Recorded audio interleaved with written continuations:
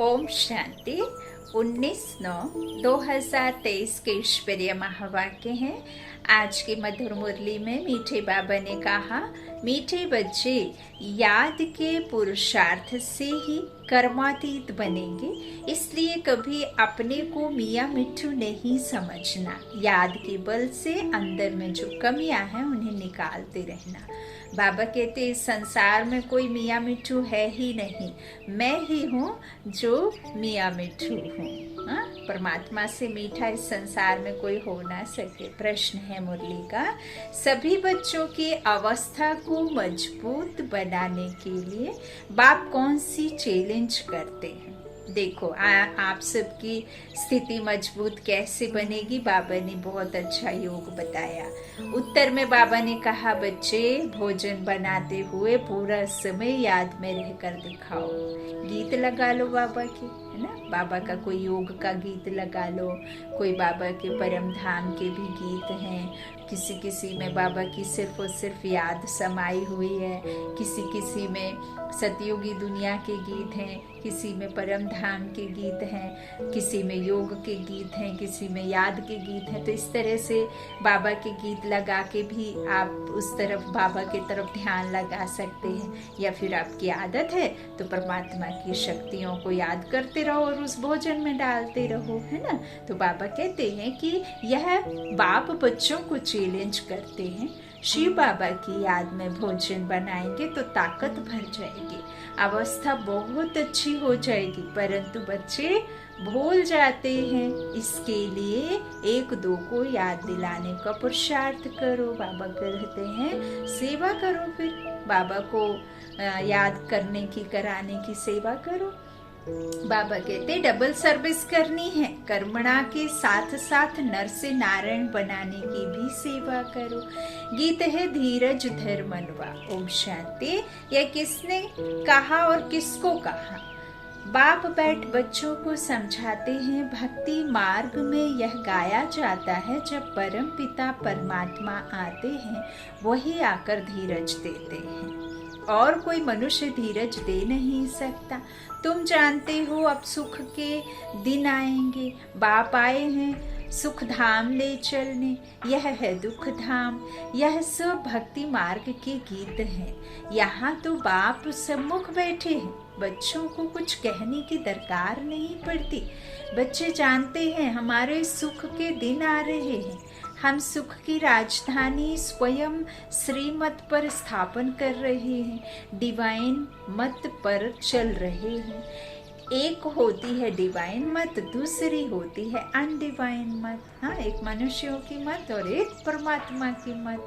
तो वो डिवाइन है और हम डिवाइन सोल बनने के लिए ही उस डिवाइन सुप्रीम सोल से क्या करते हैं, मत लेते हैं, परमात्मा आकर के देते हैं। तो बाबा कहते हैं एक कौन सी होती है डिवाइन सोल, और एक मत, और दूसरी होती है अनडिवाइन मत।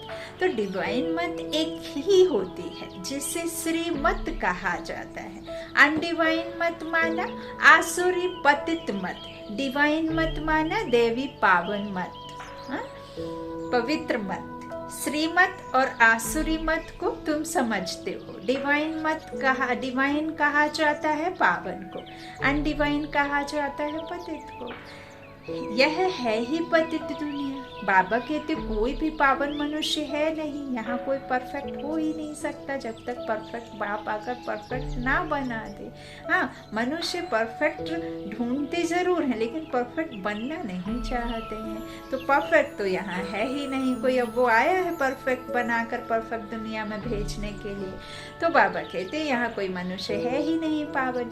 पावन मत देने वाला एक ही पतित पावन बाप है, उनको सब याद करते हैं। पावन सृष्टि सतयुग को, पतित सृष्टि कलयुग को कहा जाता है। यहाँ सब है ही अनडिवाइन। डिवाइन फादर एक होता है। बाबा कहते हैं इस तरह से, बाबा कहते डिवाइन फादर एक होता है। पतित दुनिया में कोई डिवाइन फादर होता नहीं। सारी दुनिया में चाहे हमारे लौकिक शरीर रूपी पिता, हर कोई बाबा कहते हैं अनडिवाइन है ना, पवित्र नहीं है ना, क्योंकि ये दुनिया पतित है। कोख से जन्म लेने वाला कोई भी पावन नहीं होता, डिवाइन नहीं होता। डिवाइन होते हैं परमात्मा जब आकर के डिवाइन दुनिया में जाने लायक बनाते हैं, तब फिर पावन तन भी मिलता है यहाँ। लेकिन बाबा कहते कोई भी डिवाइन फादर होता नहीं सिवाय मेरे। तो यह संगम का युग है, यह युग तुम्हारे लिए है, दुनिया के लिए नहीं है। दुनिया तो समझती है संगम युग आने में बहुत वर्ष पड़े हैं। बाप आते ही हैं पतित कलयुग को पावन सतयुग बनाने। ऐसे तो वे कुमार और कुमारियां भी डिवाइन पावन हैं, परंतु फिर पतित जरूर बनना है, विकार से जन्म लेते हैं। बाबा क्या कहते हैं, भल जो ब्रह्मचर्य का पालन करते हैं है ना, बचपन से घर छोड़ देते हैं, निकल जाते हैं, लेकिन फिर भी उन्हें पतित तो बनना है, क्योंकि जन्म लेना है विकार से। तो इसलिए इस विकारी दुनिया में कोई डिवाइन नहीं होते। डिवाइन निर्विकारी को कहा जाता है, निर्विकारी होते हैं निर्विकारी दुनिया में। वह है ही वह, इसलिए संपूर्ण निर्विकारी दुनिया। जबकि संपूर्ण निर्विकारी दुनिया है तो संपूर्ण विकारी दुनिया भी होगी। यह है संपूर्ण अनडिवाइन दुनिया। संपूर्ण डिवाइन दुनिया सतयुग को कहा जाता है। देखो आज बाबा ने इंग्लिश के शब्द डाले हैं ना, तो इंग्लिश के जो शब्द डाले हैं तो देखो डबल विदेशी कितने खुश होते। विदेश के लोग समझते हैं कि मेरा गॉड फादर तो मेरे लिए लिख रहा है ना। अब तुम बच्चों को डिवाइन फादर ने धैर्यवत बनाया है। डिवाइन जीवात्मा कहा जाता है। सिर्फ आत्मा को डिवाइन नहीं कह सकते, आत्माएं तो निराकारी दुनिया में रहती हैं। डिवाइन मनुष्य होते हैं पवित्र दुनिया में। यह है ही अपवित्र दुनिया। अपवित्र दुनिया को पवित्र दुनिया बनाना यह निराकार डिवाइन फादर का ही काम है। तुम बच्चों को अब धीरज मिलता है। बाबा हमें हर दुख से छुड़ाते हैं और बताते हैं कि बच्चे बहुत जल्द अब सतयुग आया कि आया है ना, धीरज देते हैं ना, धीरज धर्मन्वा। बच्चे अब सतयुग आ रहा है, सुखधाम स्थापन करने में समय तो लगता है। फट से तो दुखधाम विनाश हो, सुखधाम स्थापन नहीं हो सकता। तुमको भी देखो कितना टाइम लगा है, पतित सृष्टि कितनी बड़ी है ना। अब हम जब सतयुग में रहते हैं, पवित्र रहते हैं, लेकिन हमें पतित बनने में कितने वर्ष लग जाते हैं, 2500 वर्ष लग जाते हैं ना। तो बाबा कहते हैं एकदम से तो नहीं बन जाते हो। हाँ, तुमको देखो कितना टाइम लगा है, पतित सृष्टि कितनी बड़ी है। तुम भी जब लायक बनो ना, तुम खुद ही कहेंगे हम अभी स्वर्ग में जाने के लिए पूरे लायक नहीं बने हैं। पूरे लायक बन जाएं फिर तो कर्मातीत अवस्था हो जाए। परंतु देह अभिमान बहुतों में होने के कारण समझते हैं हम तो संपूर्ण बन गए हैं, हमको श्रीमत की दरकार ही नहीं, इसलिए याद नहीं करते हैं। बाप की याद से ही तो श्रेष्ठ बनेंगे। कोई कह ना सके कि हम निरंतर बाप को याद करते हैं। अंतर में कोई यह ना समझे कि हम तो निरंतर याद में रहते हैं। याद में रहते रहे तो बाकी क्या चाहिए। सारा दिन भी कोई याद में रहे तो कर्मातीत अवस्था हो जाए। बड़ा मुश्किल है बाबा की याद में रहना। तुम पुरुषार्थ कर रहे हो सुखधाम में राज्य भाग्य लेने के लिए। अपने को देखना है, अगर हमारे में बहुत विकार है, कमियां हैं, तो हम इतना ऊंच पद पा नहीं सकेंगे, निरंतर याद की दौड़ी लगा नहीं सकेंगे। अपने को मियाँ मिट्ठू नहीं समझना है कि मैं तो संपूर्ण हूँ। संपूर्ण होते ही हैं शिवालय सतयुग में। बाबा कह रहे हैं यदि आपके पुराने हिसाब किताब बहुत अधिक होंगे ना, तो बाबा की याद में वो माया या वो पुराने हिसाब आपको टिकने नहीं देंगे।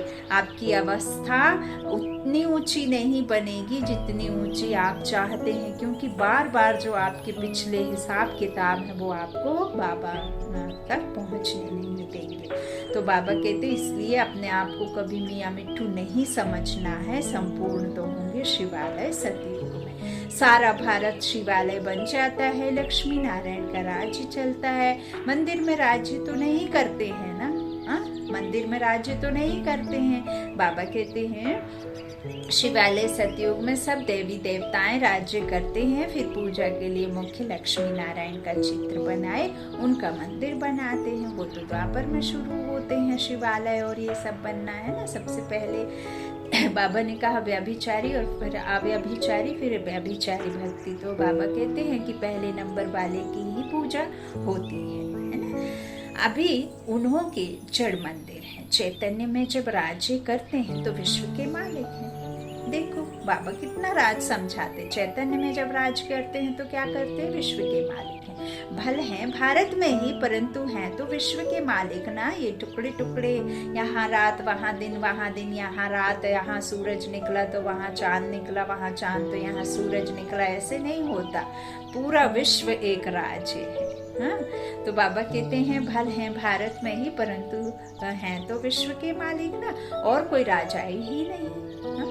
हम अभी फिर से अपना डिवाइन राज्य स्थापन कर रहे हैं पावन दुनिया में जाने लिए। पहले जरूर पावन बनना पड़े, मेहनत लगती है। जहाँ तक जीना है याद में रहना है, और ज्ञान की वर्षा तो होती ही रहती है। भिन्न भिन्न प्रकार से समझाया जाता है। वास्तव में लक्ष्मी नारायण के सिवाय डिवाइन अथवा पवित्र किसको कह नहीं सकते। बाप स्वर्ग स्थापन करते हैं, फिर भी नर्क बन ही जाता है। ड्रामा ही सुख और दुख का बना हुआ है। शंकराचार्य आकर अपने धर्म की स्थापना करते हैं, फिर भी डाल डालियां पुरानी तो होंगी। सन्यासियों की महिमा है। रामतीर्थ, विवेकानंद आदि गाए जाते हैं, क्योंकि शंकराचार्य के पिछाड़ी वाले हैं। नए नए आते हैं तो वो है अपना शो करते हैं, परंतु इनको शिवालय तो नहीं कहेंगे। शिव का स्थापन किया हुआ सतयुग एक ही है। मनुष्य इन बातों को बिल्कुल नहीं जानते, ऐसे ही सिर्फ सुनने से कोई समझ ना सके।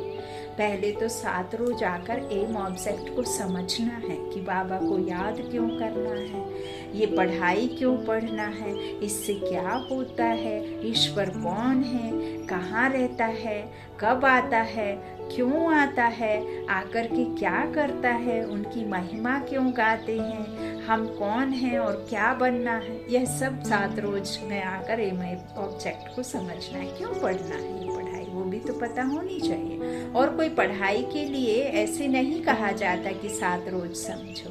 हाँ? यह एक ही पाठशाला है जहाँ लक्ष्य दिया जाता है, पहले पहले तो फादर को समझो। बाप कहते हैं मैं बच्चों की सेवा करने आया हूँ, जो कल्प पहले वाले हैं वही आएंगे। जब तक निश्चय बुद्धि नहीं बनी है तब तक बुद्धि में आएगा नहीं। इसलिए बाबा पूछते हैं कहाँ तक निश्चय हुआ है। यह कोई गावड़े का सत्संग नहीं है। और सत्संगों में तो कहेंगे फलाना महात्मा गीता सुनाते हैं, फलाने पंडित ने बहुत अच्छी भागवत सुनाई, फलाना वेद सुनाते हैं, आज ये शास्त्र में लिखा था, उस संत ने बहुत अच्छी बात कही। तो यहाँ कोई महात्मा आदि नहीं है, और ये कोई बात कनरस के लिए नहीं है कि सुनी अच्छी लगे और बस घर जाके वही किलकिल चिलचिल होने लगी। यहाँ परमात्मा आपके जीवन को परिवर्तन करते हैं, आपको घर में रहकर तपस्या करना सिखाते हैं, आपको घर में रह करके सब चीजें नष्टो मोहा बनाने, तन मन धन से सबसे विरक्त होना सिखाते हैं, है ना। तो बाबा कहते हैं कि इस तरह से महात्मा आदि को यहाँ पढ़ाते नहीं, यहाँ तो बाप बैठ समझाते हैं। पहले जब तक निश्चय नहीं तब तक क्या समझे। वहाँ सत्संगों आदि में समझेंगे या तो फलाना वेद सुनाते हैं, राज विद्या पढ़ाते हैं। यहाँ तो वेदों, शास्त्रों अथवा राज विद्या की कोई बात नहीं। तुम जानते हो बाबा इन द्वारा पढ़ा रहे हैं, ब्रह्मा द्वारा। जब तक यह नहीं समझा है तो क्या करेंगे, और ही वायुमंडल को खराब कर देंगे। यहाँ तुम्हारे में भी ऐसे नहीं है कि सब शिव बाबा की याद में सुनते हैं, मुरली सुनने जाते हैं या कोई घर में भी बैठ करके सुनते हैं, तो क्या मन नहीं भटकता, क्या इधर उधर मन नहीं जाता, अपने बच्चों में, अपने नाती पोते में, अपनी नौकरी में, अपने बिजनेस में, अपने किसी दुख में, किसी बीमारी में मन नहीं जाता। जाता होगा, जरूर जाता होगा। तो बाबा कहते ऐसे नहीं है कि सब शिव बाबा की याद में सुनते हैं और समझते हैं शिव बाबा ब्रह्मा द्वारा पढ़ाते हैं, नहीं। शिव बाबा की पढ़ाई यह कुछ भी समझते नहीं, बड़ा मुश्किल कोई यथार्थ रीति समझते हैं। पढ़ाने वाला शिव बाबा है, या यह याद हो और सारा दिन बुद्धि में रहे कि हम स्टूडेंट हैं तो नंबर 1 चले जाएंगे। बाबा क्या कहते हैं, जब घर से मुरली के लिए सेंटर सुनने जाते हो ना, तो रास्ते में एक तो खुद से निश्चय करो कि मैं फरिश्ता आत्मा हूँ और कहाँ जा रहा हूँ।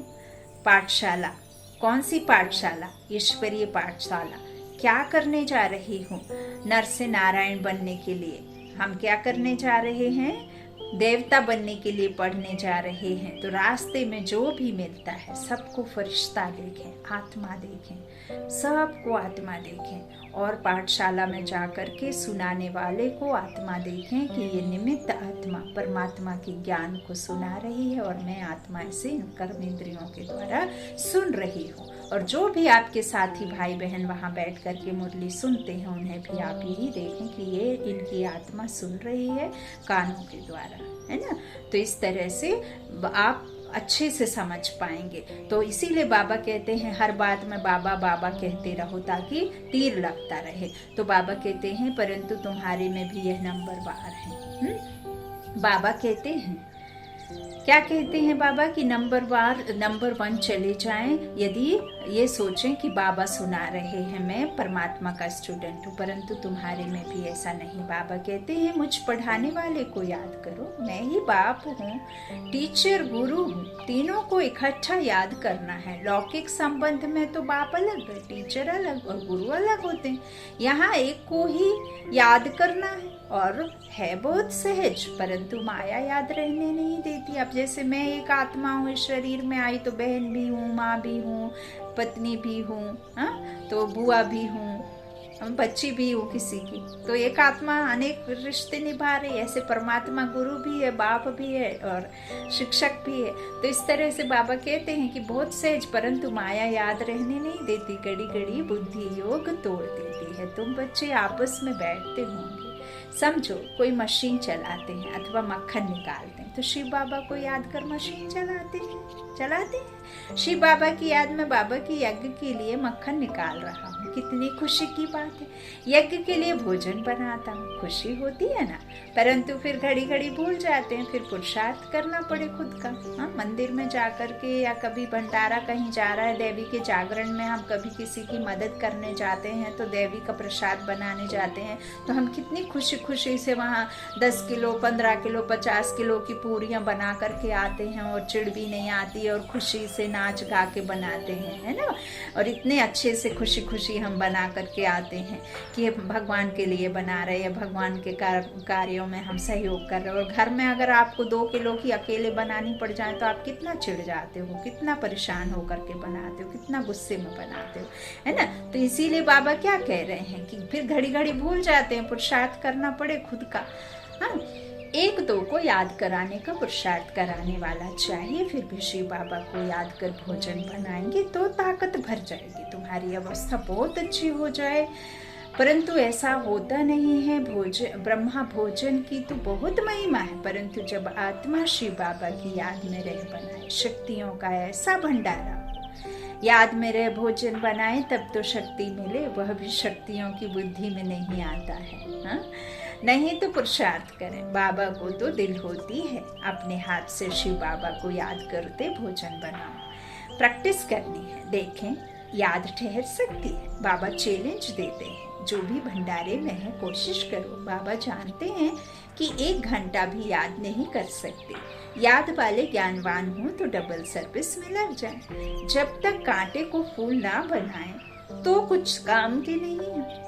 राजाई के लायक वह बनते जो नर को नारायण बनाने की सर्विस करते। जितना तकदीर में है वह अपने पुरुषार्थ से तकदीर को पाते रहते हैं। बाप तो सबको कहते हैं जितना करेंगे जो करेंगे सो पाएंगे।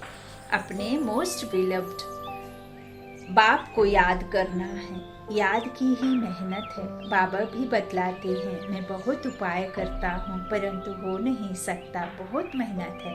मेहनत करते करते अंत में कर्मातीत अवस्था होगी, फिर साक्षात्कार करते रहेंगे। कौन? ब्रह्मा बाबा कहते। अब ये मुरली कल की नहीं है ना। हाँ, ये मुरलियाँ तो बाबा ने कब, बाबा का जब शरीर छूटा, अव्यक्त होने से पहले बाबा के मुख की वाणी है ना ये। तो बाबा देखो कहते हैं कि अभी मेरी भी अवस्था नहीं हुई है, साक्षात करते रहेंगे, माया नहीं आएगी। यहाँ बैठे बैठे सब दिव्य दृष्टि में देखते रहेंगे। अभी तो टेलीविजन में देखते हैं, टेलीविजन कोई दिव्य दृष्टि नहीं है। विनाश का साक्षात्कार, बैकुंठ का साक्षात्कार टेलीविजन में तो नहीं देख सकेंगे। जितना जो ज्ञानी और योगी हैं उनको तो बैकुंठ की राजधानी देखने में आती रहेगी। बिगर टेलीविजन रखे तुम जर्मनी, लंदन आदि देखते रहेंगे। हाँ, बाबा क्या कह रहे हैं? अब यही तो हो रहा है। टेलीविजन से यह दिव्य चक्षु का साक्षात्कार वंडरफुल है। सच्चे दिल से बाप की सर्विस में लगना है, तब मजा है। बुद्धि भी कहती है बाबा अंत में बहुत खातिरी करेंगे, घुमाना फिराना बहलाना, यह खातिरी है ना। ऐसा बनने के लिए लायक भी बनना चाहिए ना। लायक बनाने वाले को याद करने से ही लायक बनते जाते हैं। जितना याद करेंगे और स्वदर्शन चक्र फिरता रहेगा तो फायदा है। बीज को याद करने से झाड़ भी याद आएगा। यह बातें सिवाय तुम्हारे कोई भी समझ ना सके। इस याद और ज्ञान से हम इतना जमा करते हैं, वहाँ यह पता नहीं होगा कि यह कहाँ से वर्षा मिला है। यह थोड़े ही समझते हैं। बाबा कहते देवी देवताओं को क्या पता कि वर्षा कहाँ से मिला, वो तो फिर संगम में दिव्य दृष्टि से जानेंगे और फिर वहां जाकर के प्रारब्धि प्राप्त होगी। तो बाबा कहते हैं वहां थोड़ी किसी को पता रहेगा कि कहाँ से मिला। हाँ, याद ही नहीं रहेगा। तो बाबा कहते इस याद और ज्ञान से हम इतना जमा करते हैं, वहां यह पता नहीं होगा। यह थोड़े ही समझते हैं कि यह हमारे संगम की कमाई है, बादशाही मिल जाती है, तुम सदा सुखी रहते हो, बड़ी भारी मंजिल है। अभी तुम डिवाइन बनते हो, सारी दुनिया अनडिवाइन है। तुम मनुष्य से देवता डिवाइन बन रहे हो। मनुष्य को देवता बनाने वाला एक ही गॉड फादर है। फादर अक्षर कहना बड़ा सहज है। कोई भी बूढ़ा बुजुर्ग देखेंगे तो उनको बाबा बाप पिताजी कहेंगे। बूढ़ा बूढ़े को देखेंगे तो भाई समझेंगे, छोटे बड़े को देखेंगे तो बाप समझेंगे। निराकार बाप का तो कोई को पता नहीं है, सिर्फ कह देते हैं गॉड फादर। यह नहीं समझते कि हम आत्मा है, हमारा बाप यह है। हाँ, वह है निराकार परमात्मा। क्योंकि खुद को आत्मा समझेंगे तब निराकार बाप को समझेंगे ना कि ये बाप है। अच्छा, अब ननिहाल गए तो मामा मामी नाना नानी, हाँ, इतना ही बस आता है। और यहाँ दादी के पक्ष में आए तो दादा दादी और चाचा चाची बुआ फूफा, बस इतना ही है। और तो कुछ है ही नहीं रिश्ते। तो बाबा कहते हैं लेकिन परमात्मा मेरा बाप है, ये कोई नहीं समझता ना, जानते ही नहीं। तो बाप जरूर वर्षा देता होगा। अभी तुम जानते हो हमारा बाप हमको वर्षा दे रहे हैं। इस वर्षे के लिए ही हम बार बार पुकारते थे, प्रार्थना करते थे, अब वही बढ़ा रहे हैं। अभी हम प्रार्थना अथवा भक्ति करने से छूटे, है ना। मन्नत मांगना मांगना मांगना मांगना, मंदिर में गए तो मांगना, कोई तीर्थ स्थान पे गए तो मांगने चले गए, हाथ जोड़ के खड़े हो गए, सुबह माफी मांग ली, फिर दोपहर में वही गलत कर्म कर आए, फिर माफी मांग ली। तो ये मांगना मांगना बाबा कहते ये भक्ति से छूटे, धक्के खाने से छूटे। बड़े मजे की नॉलेज है। कहते हैं आप हमारे बेहद के बाप हो, फिर हमको छोड़ लौकिक बाप के पास बुद्धि क्यों जाती है। उन्हें भी समझाओ कि उस बेहद के बाप को याद करो, क्योंकि वो सबका पिता है। परंतु किसकी तकदीर में नहीं है तो बुद्धि में बैठता नहीं। बाबा कहते हैं तो क्या बाबा क्या करे। राजयोग बाबा कहते बुद्धि में बैठता नहीं, खुद ही कहते हैं हमारी तकदीर में राजयोग की बादशाही नहीं है, तो बाबा क्या करे।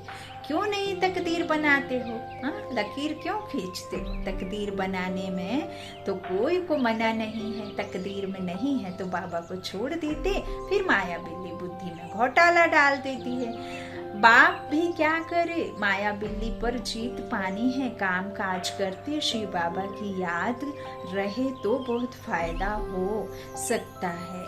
एक दो को सावधान करो, फिर कोई माने या ना माने। बाबा युक्तियाँ बहुत बतलाते हैं। अच्छा, बाप दादा का याद प्यार, मीठी मीठी सीखी लादे बच्चों प्रति, माता पिता बाप दादा का याद प्यार और गुड मॉर्निंग। रूहानी बाप की रूहानी बच्चों को नमस्ते।